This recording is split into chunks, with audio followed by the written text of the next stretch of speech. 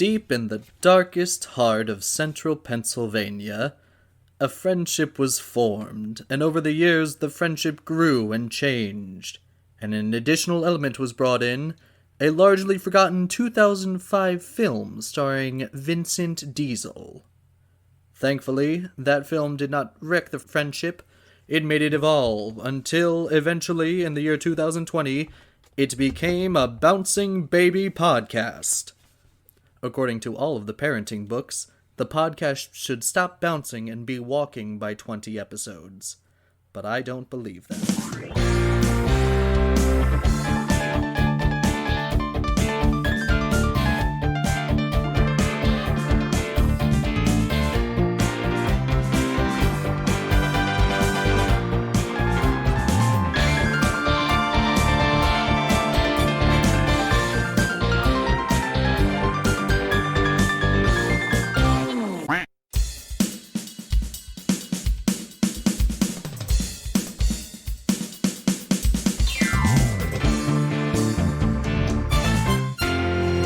Welcome everybody to No Highway Option, the cinema podcast where we answer the one question that applies to every film ever made. Is it better or worse than Vin Diesel's 2005 seminal masterpiece, The Pacifier? I'm one of your hosts, Connor J. Burke, and my juju comes from, oh no, I didn't think of something. Let me find something in this room. A Funko Pop of Poe Dameron from The Last Jedi holding a bisexual pride flag. I am your other host, Luke, and my juju comes from cream corn. All right, and we have a very special guest with us today, one of the hosts of the, 16th best Disney College podcast of all time? Yeah, 16th best and the only one hosted by me and James Tarasi. There you go, it's Bradley Robinson from the D College podcast, and also one of my Disney roommates. Hello. Oh, yeah. So I would say my juju would be from that terrifying gorilla that is in that movie. He scared me the whole entire time, so... It's one of those scary ones where it's, like, very obviously a man in a gorilla suit, because you can, like, I don't know, you can see the eyes too plainly, and you're like, that's a dude's face. But yeah. I don't, like, you get the disconnect of it. Here's my big question about that gorilla is why did they model the suit after Ted Danson? That's a good question. What? You didn't think so? No, I thought it looked like a gorilla. I thought it looked so much like Ted Danson that every one of my notes I call him Ted Danson. Excuse me, he is an ape, and his name is Ape. I just remember, like, as soon as he showed up in the movie, I was like, oh, it's this movie, because I remember it scaring the shit out of me as a kid. That's all I remember. Well, in case you didn't realize by our little discussion here, the movie we got, courtesy of past guest Sam McGrath, is the 1997 Walt Disney Pictures feature film, George of the Jungle, starring Mr. Brendan Fraser and Leslie Mann and Thomas Hayden Church, and John Cleese as Ape. Do either of you have a history with this movie? I realized while watching it that I'd never seen it. I saw it a bunch as a kid, but as I was telling Connor earlier, I kind of got it mistaken with Mighty Joe Young. So both of those movies kind of go back and forth for me. I can see that. This is definitely something I watched when I was younger and didn't vibe with, and then for some reason, either like late high school or early college, it was just on, and I watched it. I was like, this is good. And then, like, I think it was like 3 months ago, I just watched it on a whim. And I was like, this thing rules. Yeah. And I mean, I will stand for no slander. This film is wonderful. I mean, I can't take that road with you. You can't? It was fun. Yeah, it's wonderful. It gives me strong Inspector Gadget vibes, which means I love it. Oh, yeah. That's what Brad's two favorite movies he would talk about all the time during our Disney days were Inspector Gadget 2 and The Country Bears on VHS. Only on VHS. That's it. I did see okay. the other day, somebody had made all these sculptures out of old VHSs. Like there was a Jaws one that had a shark coming out of it, and Oh, that's cool. they had turned the Shining one into a hotel door with a key in it. Did you ever see the just like videos of people being like, "Welcome to our house. We have 63 different VHSs of Eddie Murphy and Dr. Dolittle. Take your pick." No. I've seen a couple of those. They're great. So starting off with George of the Jungle, there is one thing that the sequel does better than this. This doesn't have a special logo. And George of the Jungle 2 has a little silhouette of George swinging into the Disney castle. The second one does? Yeah, it's better. But that's the only way it's better. I mean, and they got that joke at the beginning where they're like, "Oh, we couldn't afford." What's his name? Brendan Fraser. Yeah, Brendan Fraser. But for some reason, Thomas Hayden Church is still in the second one. Yeah, And that's like I right read that after he did often. Spider-Man 3. Yeah, I wonder if he charged them like more or less. That's Lyle, right? Yeah. Okay. All right. Well, so we have a cute little animated opening with the narrator. They're going into the heart of Africa, and the map of Africa has like the heart, the sinus, the liver labeled, and I'm giggling already. The liver is where the Johnny Cash of Africa is. Okay. It's not a good joke, but it I exists. enjoyed it. Thank you. So the animated opening tells the backstory of how George got into the jungle. There was a plane crash because the mountains were hidden by clouds, and he was raised by animals, and so we get a cover of the iconic George of the Jungle theme song by the Presidents of the United States of America, which isn't the best cover, but Oh, that's Can I say? that's the name of the band. yeah. Can I say one thing though? Like that animated sequence, like if it was out today, there definitely would have been like a seizure warning, like with Incredibles. Oh god, yeah. Oh, Absolutely. yeah, half the lyrics are just big flashing blue and black lights. Yeah, I had to look away because I was like, ugh. It's getting me It's a dizzy. little jarring. The rest a of it little gave bit. me kind of cow and chicken vibes. The animation, yeah. There's a specific children's book that I remember reading that has like the same illustrations, but I couldn't think of what it was. Now that you say, it, yeah, It might be like not too the sure, though. faces might look similar to like, I don't know, Click Clack Moo Cows That Type. Ah, yes. maybe? What? You don't What are know you Click Clack talking Moo about? Cows That Type? No. It's a storybook about cows who get a typewriter and then they start writing a list of demands to the farmer. Is this I Animal wanna Farm? read it. Is it what? This is George Orwell's Animal Farm or not? But a lot less communist. Mm. So we meet our narrator. We meet Ursula, played by Leslie Mann, in what I think is the only Leslie Mann movie I've seen that's not a Judd Apatow movie. Yeah, I was really surprised she showed up. Is she? Is that the woman from Big Daddy? I don't Or know. is that not Leslie Mann? Actually, I think you're right. I think she is in it. I don't remember who she plays or anything, but I think she is. Let's see. She's apparently in The Cable Guy. Ah, a classic. Yes, she's in Big Daddy. She's the mean Yes. lady with the soup. Sure. Oh, is that the oh no, try the soup's a different thing that you would say all the time. She is with her fiance Lyle, played by Thomas Hayden Church. It's a weird pairing, but that's kind of the point. She's going. Sorry. He also, you notice he does like a weird Chris Kattan impersonation the whole movie? I don't know if that's just how he acts in all his movies, but to me it sounded like all his facial expressions and stuff. It looked like he was just doing a weird Chris Kattan. I mean, that's of the You can find time. that. So Lyle wants to take Ursula home from the deepest heart of Africa, but Ursula wants to find gorillas, One point, he's trying to call someone on his old-ass cell phone, and his battery dies, and he screams, "My battery? No. Duty." Yeah. He's also dressed like a pilgrim. He's in the beginning of this. He's waspy. Yeah, man, but like, he's a couple hundred years behind that definition of waspy.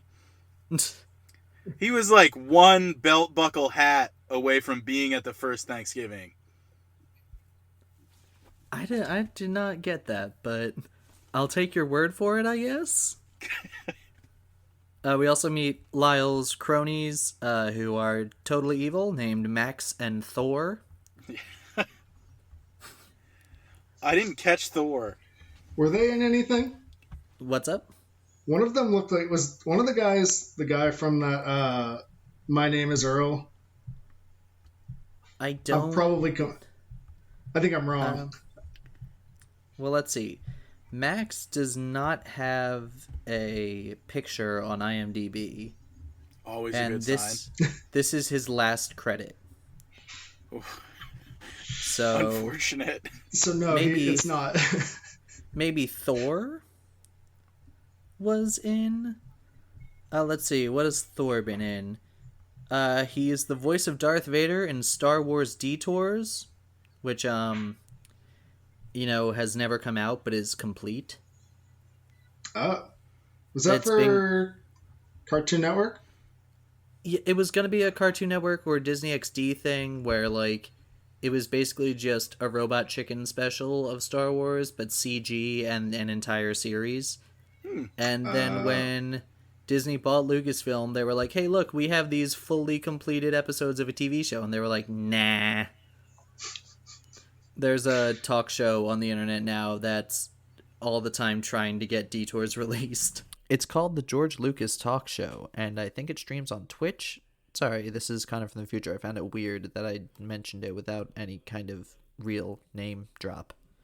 Because they're just like, let's just do it. Yeah, they might as well just throw it on Disney+. Yeah, it's already done. Exactly. He does a lot of voices, specifically of Darth Vader. He voiced Dom Toretto in Robot Chicken.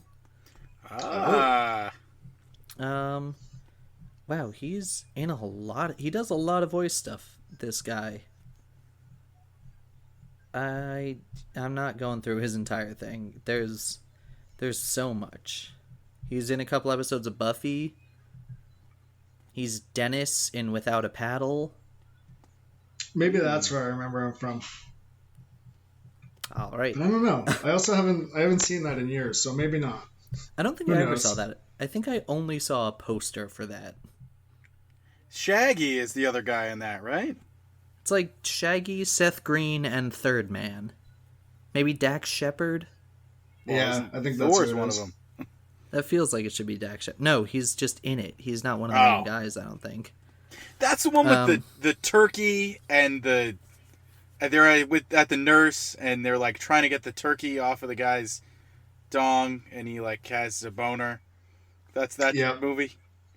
Yeah, that's that one. Okay. I was going to say, I hope you're asking Brad, because did you not just hear me say I only saw the poster for it? Yeah, I used to have late night movie watches on Netflix, and that was one of them, and I regretted that one. That's prime for that kind of thing, though. Yeah, it was. It was good background noise. How did it compare to Woody Woodpecker? I did not watch that, actually. I was working when you guys all watched that at Disney. No, God. I heard it was then awful. Never mind. Though. No, It's terrible. So Lyle ends up going in search of the legendary white ape, which is George, obviously. Spoiler alert. What? And, he doesn't belong in the jungle. Ursula has her guide, and they're just chilling. They reach the mystical Ape Mountain, and the narrator says everyone reacts with awe. And so everyone goes, aw. No, A-W-E. Oh. Yeah, that was the first joke in the movie that I kind of... Because it was going on, and I was just like, I don't really remember this. And then I saw that, and I was like, oh, I know what I'm in for now. This movie's funny. Yeah. And it won't let you forget it. Exactly. Lyle, is trying to be like, ooh, look, I have fire. Ooh, look, I have camera, to the native guides, because he thinks they're like savages. And then they just dunk on him in Swahili, being like, oh, your magic picture's good, but my 35mm is much better, and your lens is dirty. And blah, blah, and just going off about camera specifics. Yeah, And in my notes, I legit just wrote, camera joke was funny, to be honest. So I guess I thought it was funny. And also, good for Disney for being like Dunk on the White Man back in 1997. Lyle and Ursula are going for a walk, and a lion attacks them. Oh no, who could possibly save them? It's Brendan Fraser with no shirt. Here's an out there one for you. Does Brendan Fraser in the face look a little bit like Joan Cusack? No. Their noses are very different. Are you sure? Yes. I didn't see it. So Their noses are quite different. Well, take the nose out of the equation. That's most of someone's face. If you're gonna say what's it's all in the like upper part. It's in the eyes and the forehead. I'm telling you now, you're not gonna be able to unsee it. Let me look at a picture. No.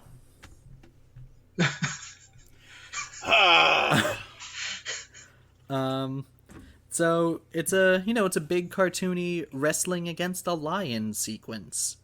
There's a rubber tree, bounces off of it. Rubber tree always good for clothesline. It's just funny, even though they do kind of overdo the watch out for that tree thing. Kinda? At first. It keeps happening in the very beginning, and I'm like, yeah, I know it's the thing, but like, come on. They take a break from it for a while. When? Later. When is the break? Later.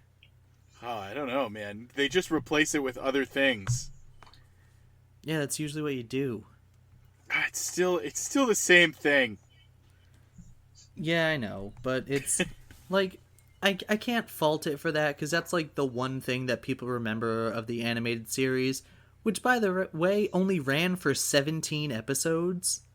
Yeah, I looked that up, and I was kind of shocked that they even made a movie about it.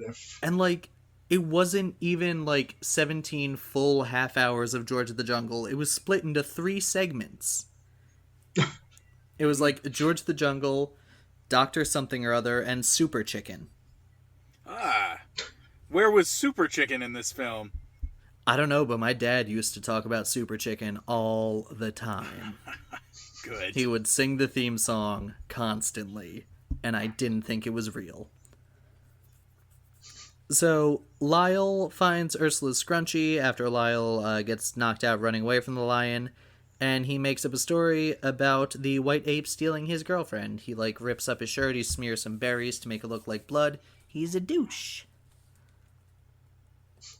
And, we meet John Cleese as Ape Named Ape.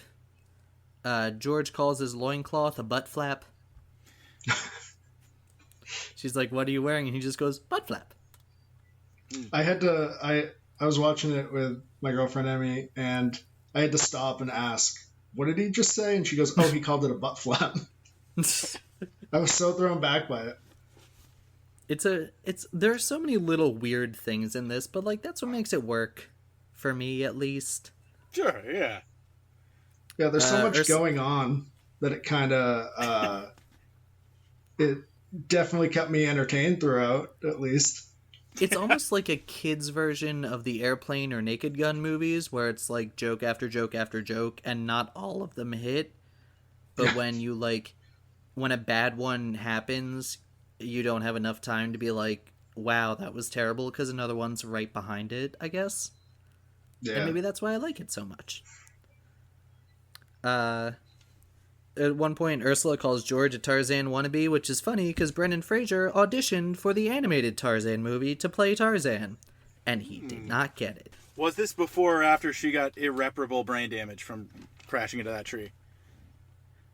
But it was after, because, like, she's knocked out for a while, and then she wakes up and then sees Ape talking and then falls back again.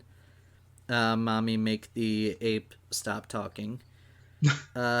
Ursula mentions Lyle, and she switches from fiance to, oh, he's this guy I'm with, because she, like everybody in this film, is horny for George. As was I. At least all the women are. And me. And, yeah, I agree. It was weird. It was immediate. It was a weird switch. We meet Shep, George's big gray peanut-loving poochie. It's an elephant that acts like a dog, 'cause sure. There's at one point, Shep is eating a giant dog bone, and the narrator yells at him. He's like, the dog bone is too much. Get rid of the dog bone. You and know, it disappears. What else was too much with the elephant? How bad the CG is, 'cause holy shit. How fat they drew its ass? It's an elephant! Yeah, but, like, I don't know. There's a difference between, like, it's a big elephant and, like, damn, that's an elephant. And, like, I don't think that we needed the latter in this film. It was I think just we did. I don't know. I think that's a specific thing that you have to work through with yourself. Damn, that's an elephant. I would have liked more of the elephant.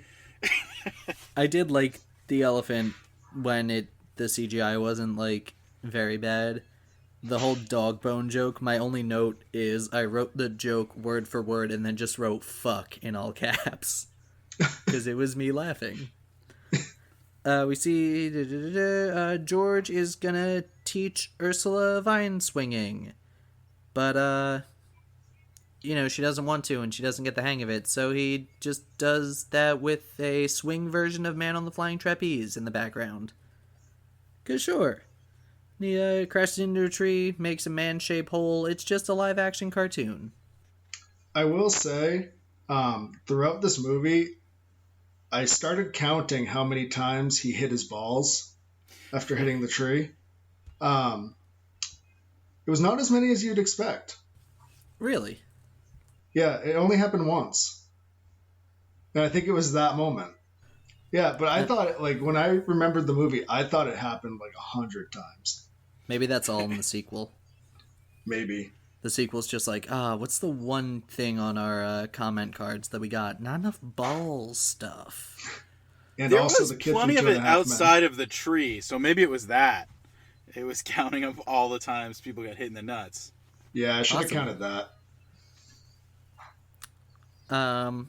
You know, Ape gives George some lady advice by showing him how gorillas mate.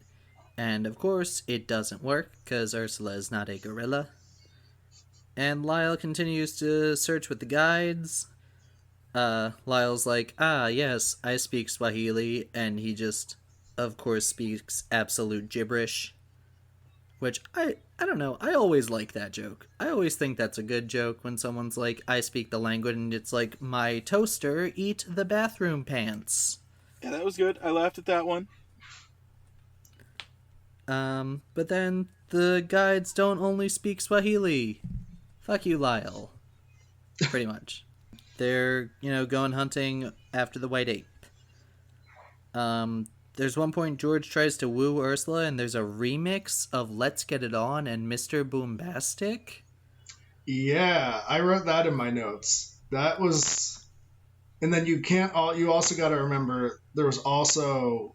In it, they remixed the George of the Jungle theme as well. Yeah, it's a mix. Yeah. You can definitely... When we talk about the music, I got some comments. Yeah, it's interesting. This is when George and Ursula bond over their good luck juju charms. His is a crocodile tooth he pulled from a crocodile with a toothache, and hers is a ring from a cereal box. That's cute. Yeah. Yeah. None of them are Yes. creamed corn. I don't know, man. Or whatever I think said. a lot of what went wrong here is that George of the Jungle was, like you said, half-an-hour episodes split into 3 individual parts. And it's a lot different to tell a story over an hour and a half than it is over 10 to 23 minutes. Well, yeah, that's any adaptation of a thing. Yeah, but some are successful and some are not. This one is, though. That is your take? Well, and it also apparently started life as a spec script where it was just like, Gorilla Boy, boy raised by gorilla, Tarzan parody. And then Disney looked at it and they were like, oh, George of Jungle is also Gorilla Boy. Yeah, and then they got the song that they can just throw on that and it's an instant hit. There it is.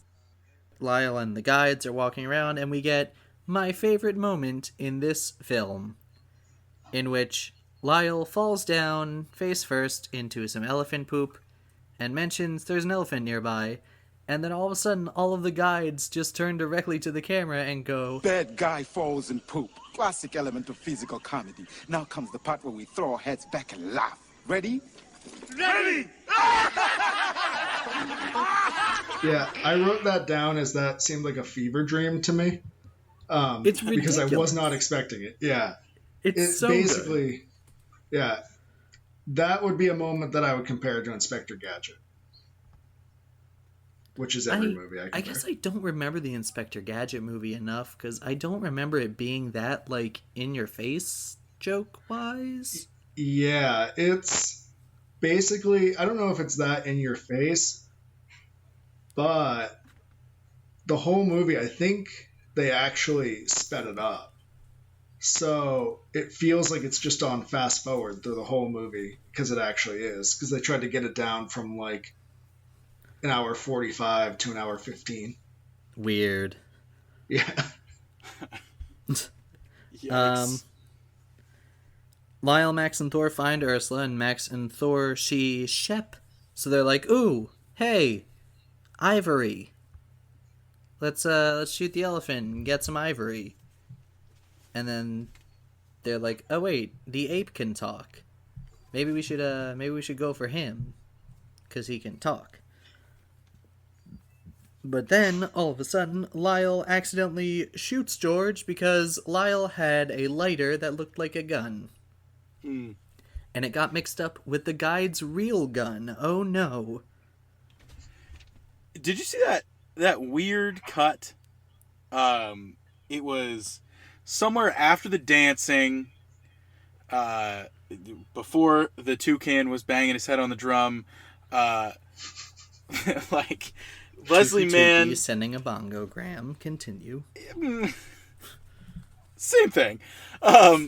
Leslie is standing on the second floor of the PS2 cutscene rendered George house, and George is underneath it, and he picks her up to bring her down, but they like cut in the middle of it to a different shot of that same scene.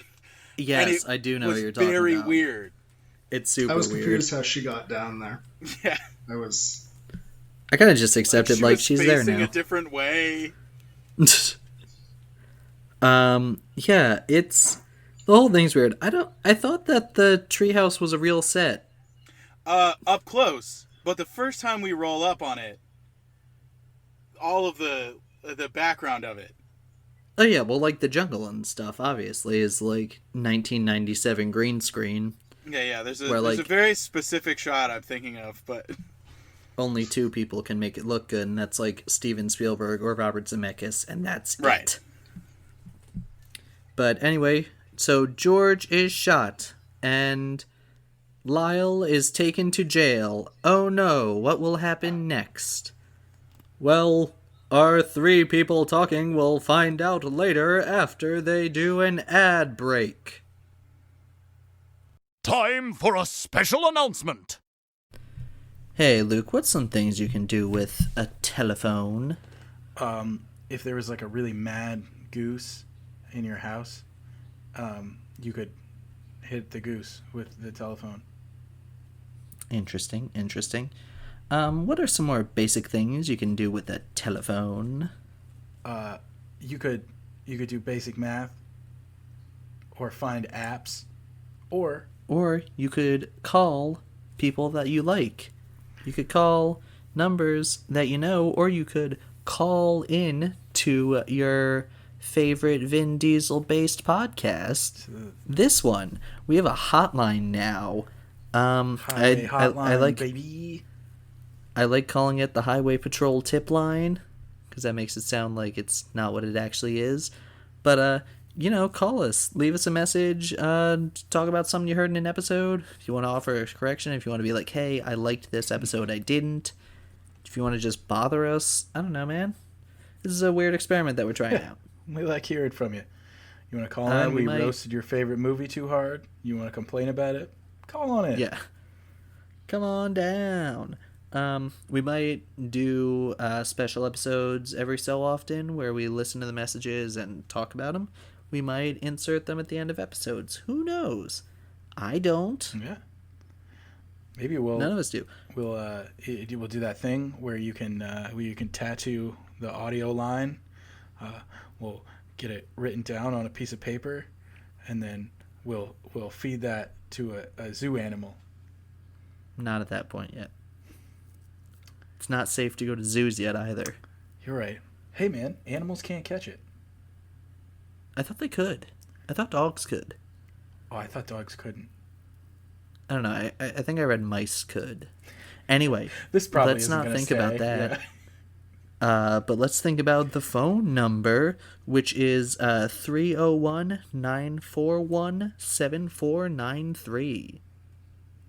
Or, if you like to think about words, that's 301-941-SIZE. Size.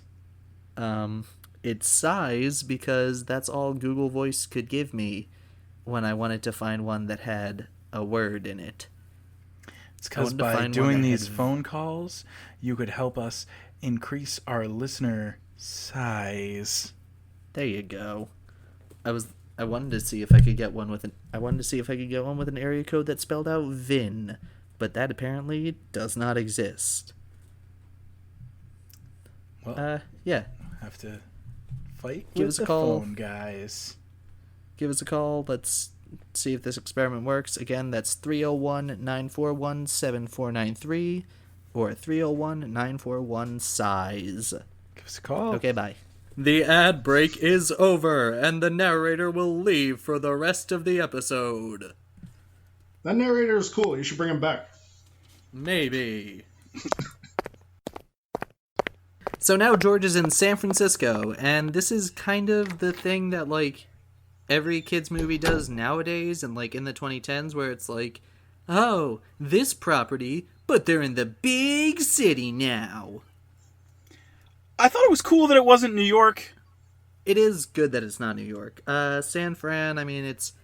A lot of live-action Disney movies from this era do San Francisco. Yeah. Because there's this... I forget if Inspector Gadget is a fictional city or San Francisco. Home Alone... No, Homeward Bound, too. Homeward Bound, there you go. The Princess Diaries. Oh, yeah. It's weird, but... I don't know, I think it does the cliche fish out of water nonsense thing, but does it okay. And, like, this is before it was pile-drived into the ground. And very quickly. They got out of the jungle very quickly, which was very Yeah. nice. Or not jungle, out of the city. Well, it's kind of split into the 3-act, like the traditional 3-act structure of a screenplay, where it's like first act, jungle, second act, city, third act, Ursula's in the city for half of it, and then in the jungle. The second and third act were where it really started a product placement hard. Like, at points, this movie felt more like a commercial than Space Jam. I didn't get that. There are moments Yeah. where, like, stuff is in your face, and it's like, oh, well, that's that, like, the Air Jordan moment towards the end. But, like, that's the only super egregious one. The Armani suit and the McDonald's on top of the train trolley. I didn't even notice the Armani suit. I just thought he was They- putting on a suit. They do say, like, George looks good in Armani suits. And I just thought that was to be like, Ursula is rich, her parents are rich, so she can buy an expensive thing. It worked, but it was clearly like a... Yeah, we're but getting it's some not money for this. Yeah, okay, that makes sense though. It's not Space Jam, where the entire thing is a crass commercial. I'm listening to bits of the Space Jam thing, and because my power went out during it, I was flustered, and I didn't get nearly enough of reasons I don't like that movie, but whatever. So Ursula is talking to her rich mom on an old car phone. I find old car phones fascinating. Always Don't fun know to why. look at. Don't know why. I didn't but, even like, notice. Always into them. And we meet Ursula's friend Betsy, who is also horny for George. As we all are. As we all are. She first meets him and his dick out. He just got out of the shower. They showed some Something. crack. A little bit of crack. You get a glimpse of crack. It's not burlesque level crack, but it's a little bit of crack. Yeah. He definitely was naked. I don't know why he had to be naked. Because I don't know why we did that. Because he's Brendan Jungle Fraser. Man. And yeah, Brendan Fraser. Something for the ladies. And the me. gays. Lyle is in jail for shooting George, which makes sense. He did shoot a man. And, oh no, the engagement party's tomorrow. Wasn't she planning on being in wherever they were in the jungle longer? How did they schedule the engagement party that quickly? I think the parents did it with Lyle because, like, he was trying to get her home quickly. Okay. I thought a lot of or- time went by in this movie. I thought that was It's- part of it. It's not very clear with time. It's kind of just like shit happens, and you're like, okay, shit happens. I gotcha. George dresses up in one of Ursula's dresses, and she's like, no, you have to get a suit. So the narrator chimes in and mentions that Ursula is being of a conservative mind when it comes to gender roles. And they get a suit. And I'm like, this thing's got zingers. It's got jokes. It's got lines. I think this is a scene with Ape, and Shep and all of them. I don't know. I just wrote the note gallons of elephant piss. I forget the context for why there's gallons of elephant piss. None more than you gave. But Oh. Like, he just kind of does. Yeah, it's just absolute gallons of elephant piss. And it happened a couple times, if I remember correctly.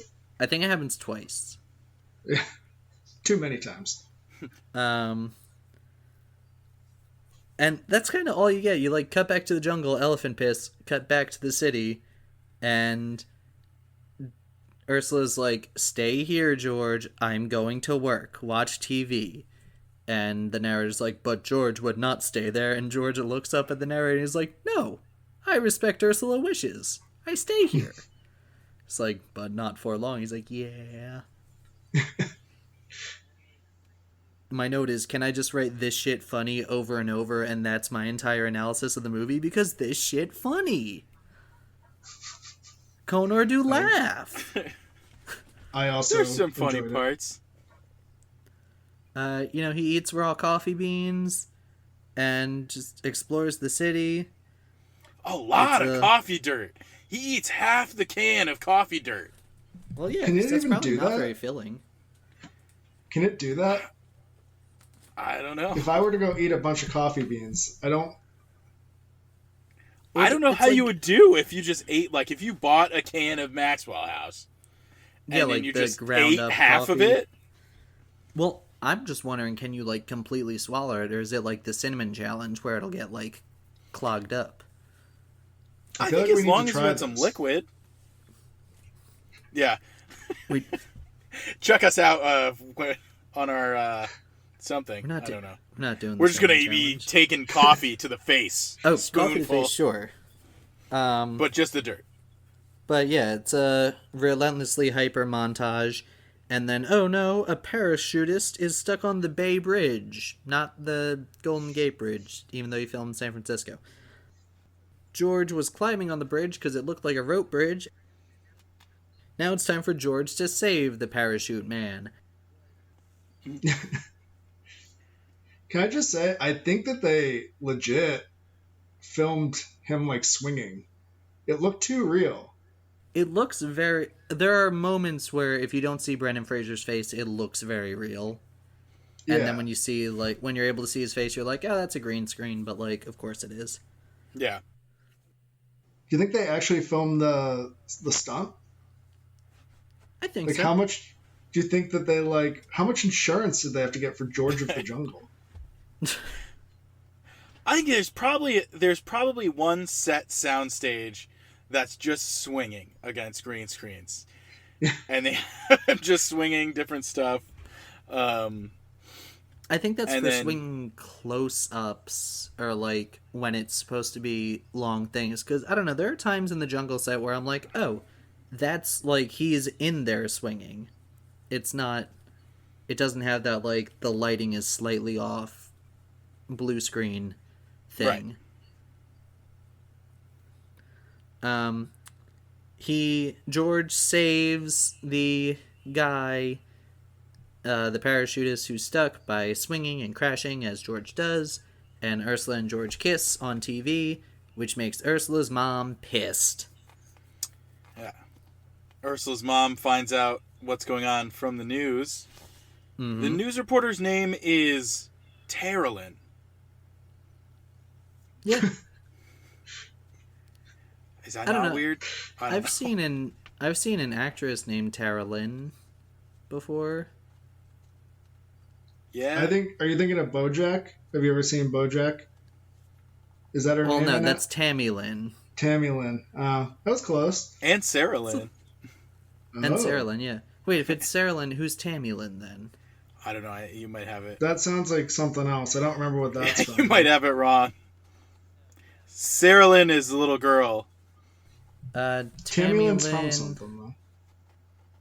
Oh, this is saying Tammy Lynn is a American former child and teen model who went missing under mysterious circumstances at the age of 18 in 1983. Check us out on our second channel. We do true crime. Maybe... Was Tammy Lynn, like, in...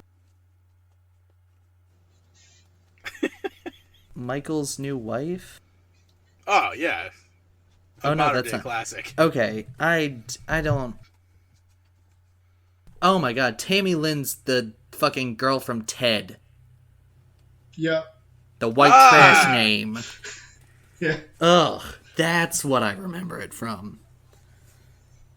Anyway, at this point, Max and Thor are going to take Ape Named Ape to Las Vegas. And, cute little gag of, like, which one do we shoot? We shoot the one playing chess. And Ape's just playing chess. Smart Ape. Why is the Ted Danson Ape smart? Because he is. Because he was in the cartoon. Because he was in the cartoon. Yeah, I know, but, like, why was he in the cartoon? That's it? It's a cartoon. Because we know why George is Ape Man. But, like, it's cartoon dynamic. You have the dumb guy, you gotta have the smart guy. Well, so here's the thing, though, is that, like, George's whole thing hinges on he was raised in the jungle by apes who raised him to be an ape. But if there's an ape there who is just like a regular smart person ape, why did he then raise George to still be an ape? He wasn't the only one who raised him. There were others. Actually, no, they were raised at the same time. Ape George brother. Could he understand the other apes? I think, or at least he understands the bongogram, so he's got to understand, like, other stuff. And he talks to animals. He talks to the little monkey who's being bullied. Yeah, exactly. That's like, true. it's... But if they're raised at the same time, then who is raising them, and how did they raise the one monkey into smart person and the man into monkey? It's just like, I don't know, it's a thing. He just figured it out better. I don't know. Why do my parents not? Why do my parents like? Why are both my parents good at math and I came out going, haha, movie fun? Like, can we get a spin-off from him? Do you think Disney would do that? Yeah. I mean, if they still own the rights, I don't think they do. I think DreamWorks has all the Jay Ward rights now. Isn't that the one that's coming up? Basically, the Ivan Monkey story. Isn't that also Smart Monkey? That's already out, but I don't know. It looks like it's Talking Monkey who can paint, and then Dog Danny DeVito is like, "You're a painter," and Brian. What I don't Danny get. DeVito's in that? Yeah, he's a dog. Ooh, in their advertising, they keep saying based on a true story. Yeah, probably a monkey drew pictures. But and that's it it. Didn't talk. Yeah, I know, but I think no, I don't think that the one and only Ivan, like, I don't think they hear the Sam Rockwell voice coming out of the gorilla. I think it's one of the many, like, all the animals can talk to each other, but the humans can't hear them. But he communicates by drawing. I don't know, I haven't seen it. This is what I'm getting from Twitter trailers. I knew you would be the one to ask about this. Maybe I'll have to give you guys that movie. I mean, I've been looking for a reason to watch it. I was going to watch it the other day, but then it was like, hey, do you want to watch the new Phineas and Ferb movie instead? And I was like, hell yeah. Well, I want to see that, but I can tell you it is not the Ape movie that you guys are getting. So it's very good. Anyway, wow, this is a tangenty episode. Yeah, it's so Ursula reveals her love for George in a weird sequence where she tells them the entire story, but in fast forward. They're little engagement cake figurines, and they react screaming when George swings towards them because this is a cartoon. Yeah. Oh, yeah. I saw their eyes, and it scarred me. I saw their souls. Exactly, it's funny. Like, I don't know if I thought that was funny. I don't know if I thought that was funny as a kid, or if it scared the shit out of me. A lot of this movie, I think, scared the shit out of me. Lives right in that vein. Yeah. Yeah. At this point, all of the women at the bridal party are watching George tame a horse because everybody horny for George. So I looked fast. I think I looked down for a minute and then I looked back up. And for just the quickest second when that started, I thought that George was in the pen fighting a horse. And then he was not, obviously. But I was like, is he fighting that horse? Let's see. So everybody horny for George. Ursula's mom threatens George to leave Ursula because, like, if you truly love her, you will go because classism. Yeah. He's low-class jungle man, and they are wasps. Tookie Bird finds George and warns them of Ape's ape napping, so George leaves to help by shipping him and Tookie back to the jungle via UPS. That's how I would do it. I laughed. Good gag. The Air Wasn't that a Jordans YouTube thing, challenge for a while? I Putting think so, yourself in yeah. a shipping container and then... But you were just supposed to put yourself loose in the ocean, weren't you? Someone did that. I don't know. But, the Air Jordans thing comes up here, and that's just weird. Like, I'll give you that very one. weird. Connection. That's gratuitous and strange. It's like a bunch of close-ups of him putting them on. I don't know if it's supposed to be a parody of those commercials, maybe? I guess, but it's branded. Yeah, that's weird. But McDonald's was close. I mean, the McDonald's, he's just eating it. Yeah, but it's a long pan, and then we got the close-up right to it. Long enough to see the McDonald's bag travel with the trolley.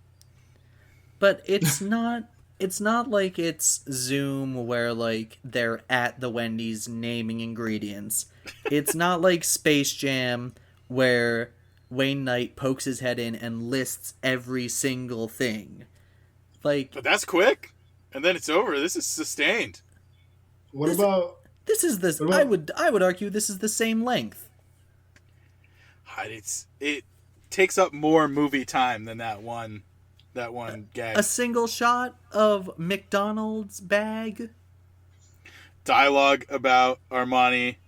No, I'm saying the elongated. McDonald's thing. But you got to look at McDonald's thing. Yeah, but if you're comparing it to that Wayne Knight spiel where he rattles off 4 or 5 things real fast, and then you want to compare product placement, you got to look at the length of time that all of these things take together, because it's not just McDonald's. I was saying the one for one. What about Man of Steel when he flies through like 6 like Sear restaurants and like a Friendly's and Lowe's, other shit. The last Planet of the Apes had a really bad one too. They're like going through the forest and they ride by just a whole ass Coca-Cola truck covered in vines. Or there's I think it's Transformers 4 where a Bud Light truck is knocked over and Mark Wahlberg just picks up a warm Bud Light from the ground, cracks it open, it's like 90% foam, chugs a little bit and throws it on the ground. Yeah, that's what I was just gonna bring that up. I forgot about that one. It could be much worse. I don't know why this is the hill that you're standing on for what's wrong with this film. So Ape continually outsmarts Max and Thor because they're big and dumb. Thor yells at the narrator and gets in a small argument with him, which is funny, but I don't know why the like head shaking thing happens. Yeah. Is it the narrator trying to make them do that? Yeah.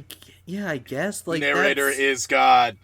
That's not exactly clear, but it's a fun little thing. Ursula comes back in the jungle and she saves George and Ape with a vine swing.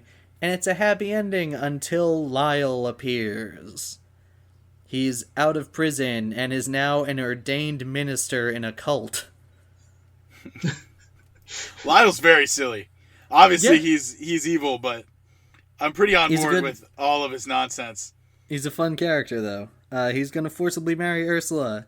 George is captured by mercenaries, but then kung fu gorillas are summoned by Bongo Graham. This dumb shit is great. All of the gorillas have little headbands. What? Did you see when George comes back to his house, and it's like the last shot before he runs into camp, he stops in the forest, and there's like a light behind him. Oh, I didn't see that. And it's the fucking whole light. That's good. So, Lyle attempts a marriage, but then they get trapped on a raft doing some whitewater rafting. So, time for George do biggest swing in jungle history.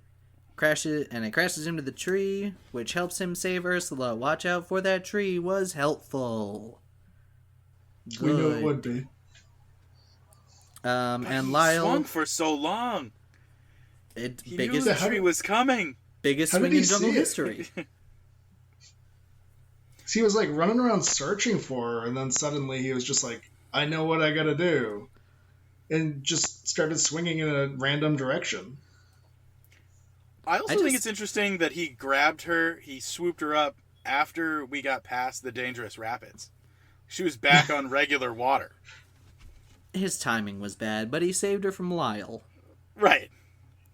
He doesn't have a watch. He jungle man.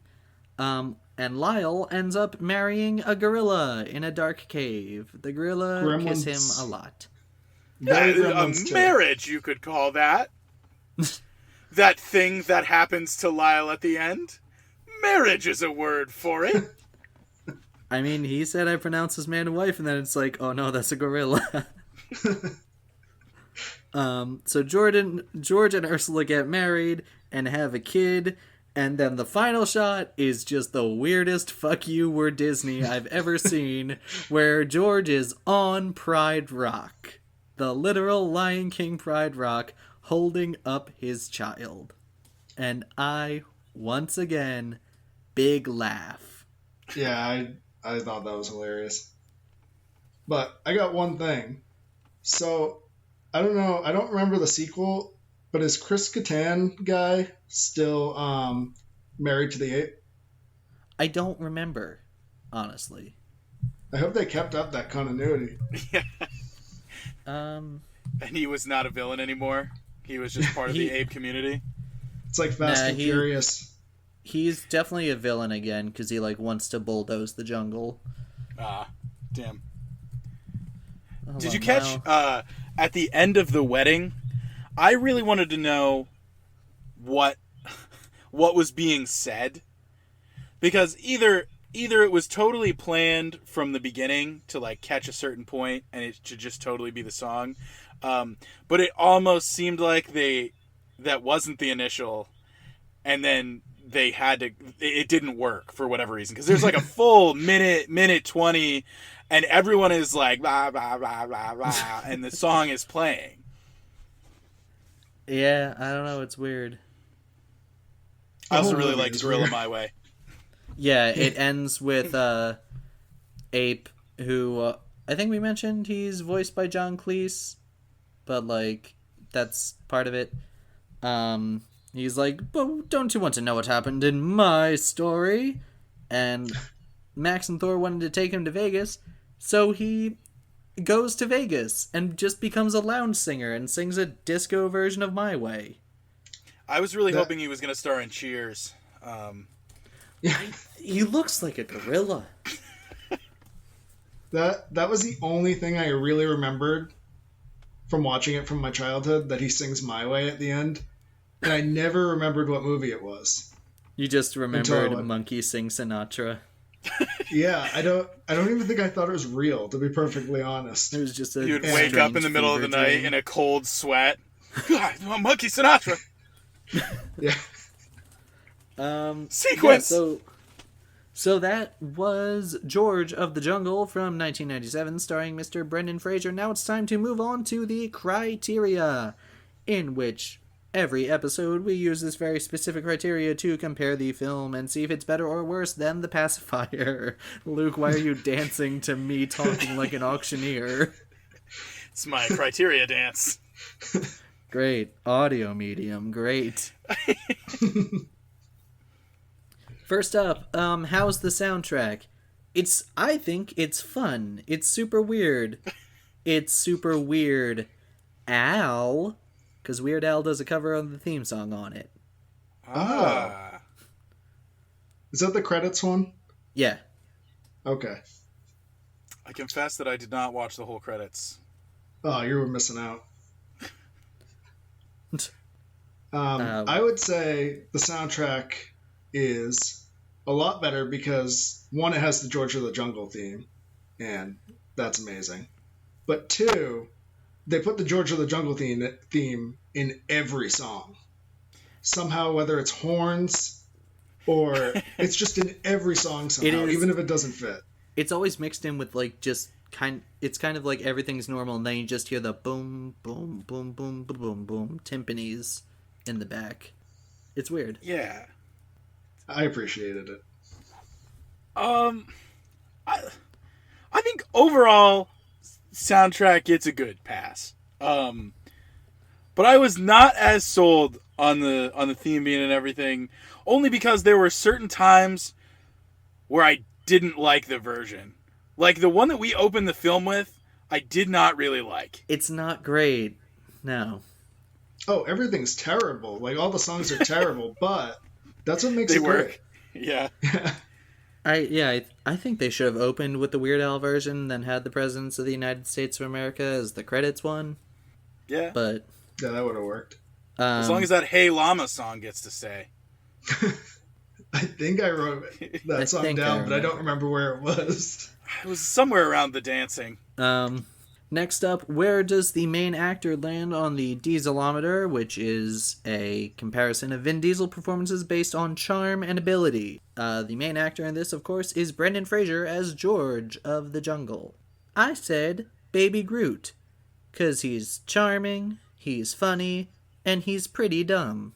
We're close here. I said Groot 1, because there's a lot of short, apey dialogue, but there's some growth, and he do save the day at the end. He do. I'm going to go a little more out there and say Vin Diesel in his moped commercial that he just came out with. The whole commercial starts with him singing karaoke at a bar. Perfect. And then he starts a fight somehow while still singing, gets thrown out of the bar window and finds a moped, and then jumps on the moped while still singing. And he's just like, I'm buying one of these when I get home. And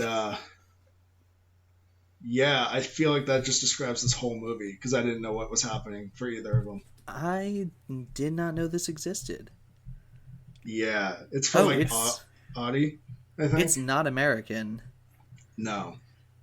I'll be looking that up after we finish here. I have the link right here. It's incredible. Yeah, man, he's singing at Broadway Bar in Los Angeles. Okay, I can't watch that right now. As enticing as it is. Yeah. Next, did I like this as a kid, or would I have liked this as a kid? I bet you can guess mine. Was it no? Correct. It's no. Because talking animals and cartoon physics happening to real people scared me as a child. Because I would just be like, this is not, like, either with talking animals, I'm like, this is not logical, something's not right here. And when cartoon physics happened to a person, I'd be like, they should be dead or very hurt. Why are they okay? I think I probably would have. I think if I had watched it as a kid, I would have much more attachment to it right now. It would be harder to look at it critically. Yeah, I know I liked it as a kid. I don't think, because with movies, when I was a kid, I would go through kind of phases where I'd get obsessed with certain movies. And I think this one was maybe a couple weeks compared to, like, just because it's similar, Inspector Gadget, where, like, I was obsessed with that for a good couple of years. Same thing with, like, Gremlins and stuff like that. Next up, what is the director gone on to do? So this was directed by Sam Weissman. Afterwards, he did Out of Towners, which I've never heard of. What's the Worst That Could Happen, which is a Martin Lawrence, Danny DeVito art heist comedy, I think. I want to see it. And, Speaking my language. And this is one that I know Luke and one of our roommates quoted often. Dickie Roberts, former child star. Great film. I love that movie. Ah, what a classic. Holy shit, a bike. I saw that in theaters. Goo Goo Gaga one- Bikey. It's been so long since, like, just reading that title, I was thrown back. Like, oh my god. I have an You guys- unopened DVD copy of that in a storage locker. Maybe You guys that almost could... got that for a movie. That Oh, was almost my Holy pick. shit. Can we do just like a random giveaway of an unopened DVD copy? I would enter that competition. We should do that as our first giveaway. If you can find it. So, what's the... is there anything in this film as memorable as the Peter Panda dance? Luke or Brad, do you want to go first? Yeah, I can go. I would say the theme song. I know that's a weird one because it's not really a scene, but like when you think of George of the Jungle, it's the theme song gets stuck in your head. I say the Ted Danson monkey suit or the tree gag.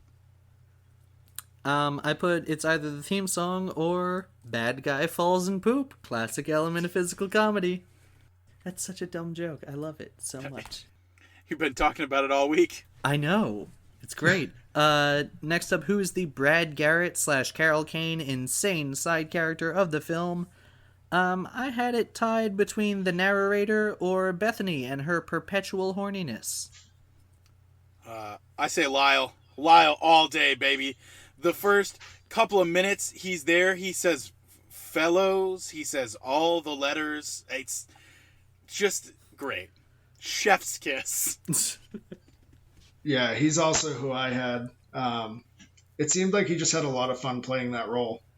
I mean, probably to the point, that's probably why he came back to the sequel, because it looked like they were having Yeah. I wish he played Sandman with this type of fun. It would have fit into that movie. It would have been something. And last but not least, is there anything as batshit insane as the Sound of Music subplot from The Pacifier, in which, in case you don't know, is a subplot that is about 2 scenes long. It is introduced with about 20 minutes left in the film, and it happens when they discover a Nazi armband in Seth, one of the boys Vin Diesel is watching's locker, and he's also bleached his hair, so they all believe he's a Nazi.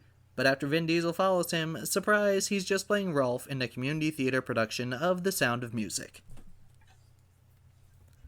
Yeah, I would say the gorilla singing during the credits. That's good. I didn't expect that, and it stuck with me apparently for life, so... It's a good disco mix of My It really Way. is. Yeah. You're hard-pressed to find a bad version of My Way. That's damn near a perfect song. I feel like I could find one. Yeah, I feel like it's Try. possible. Mine, I say the UPS delivering cross-continent in the same day. Yeah. For me, it was just the lack of fourth wall. How, like, I don't know, how it was demolished. And I was like, a lot of these jokes are nuts. But is good. And so now we're going to our ranking. What score we gave it, and is it better or worse than The Pacifier? Luke, what'd you think? I said it was 2 Air Jordans full of banana peels. Oh, shit, I hit a tree and I dropped them. Not better than Pacifier. I gave it 8 bongograms out of 10, and I think it is a little bit better, yes. That's what I wrote. That's cuckoo bananas, dude. I said it was 1 ball hit while swinging out of 1, and I loved it. All right, cool. Well, Brad, thank you for coming on to talk about George the Jungle, and now we get to the part of our show where Brad has the movie that we're going to watch on next week's episode, and he's going to give us some clues and see if we can guess it. It's time for the Coming Attractions game. Well, it's a direct-to-DVD movie. Is it the one that you've mentioned a lot in the past? It is not. Oh. Is it the sequel to The Hunchback of Notre Dame? No, but it is a sequel. Okay. Is it a Disney sequel? It is not, but it's one that people have been demanding justice for. Oh. Justice for the original movie? Yep. And, was the original Is it a movie... cartoon? It is. And the original movie wasn't? The original movie was not animated. This is... Oh. I've never seen this. I've never seen this either, but I know it exists. Is this Kangaroo Jack G'day USA? That is correct. All right, sure. Wow, imagine if we actually had a guest for G'day USA. So yeah, next week it's just going to be a Connor and Luke solo episode talking about Kangaroo Jack G'day USA, but we do have a special guest at the very end, but you'll have to tune into that to find out what it is. It's me. It's I'm not. the special guest at the end. It's not Brad. That part's been pre-recorded. So, yeah, thanks for coming on, Brad. Do you have anything you want to plug? Thanks for having me. Yeah, we have a podcast that it's called the D College Podcast. It's supposed to be a Disney podcast, but most of the time we don't talk about Disney. It's very unprofessional, whereas this podcast is very professional. So when you're done listening to this and you want something very unprofessional, come take a listen. And their social medias are, their Instagram especially, is the #1 No Highway Option Stan account, apparently. Yeah, we wanted to just transform it into a No Highway Option fan account, but that didn't happen. We had to keep talking about Disney. Yeah, he vetoed it. I just wanted to call it like you know how they do like the Walking Dead after show or whatever? It was just going to be that. Where after you guys release an episode and then it was just, yeah, so this week, and then I just described the plot and attempt to do the jokes. It'd be fun. It'd be interesting. But yeah, and what are those social handles? So Facebook, Twitter, Instagram, and Gmail is dcollegepod. So if you want to send us an email about, like, we already got one about Kangaroo Jack, so, you know. Or Thus confirming the Kangaroo Jack person is no one any of us know. Yeah, it's not me. They sent a threatening email that was like, you better go on and do the sequel so that we can get justice for Jack. I have a feeling who it might be, but yeah. Thank you for being on, Brad. Don't forget to, subscribe to us, rate us, tell your friends, review us on iTunes. Follow our socials at No Highway Pod, Facebook, Twitter, Instagram, nohighwaypod@gmail.com. A few things I forgot to mention. Connor and Luke are both on Brad's podcast, the D College podcast, this week. They're there to talk about, naturally, geese. And don't forget to call into the Highway Patrol tip line, our phone number where you can leave messages and just talk about whatever you want, and we may play them in an episode or have a separate episode talking about them. It's 301-941-7493 or 301-941-SIZE. Special thanks to Ian C. Weber for composing our theme song. Hey, Luke, what does the C stand for? Crabgrass. There we go. And, wait, yeah, I had a couple of plugs. Oh, yeah, go nuts. Sorry.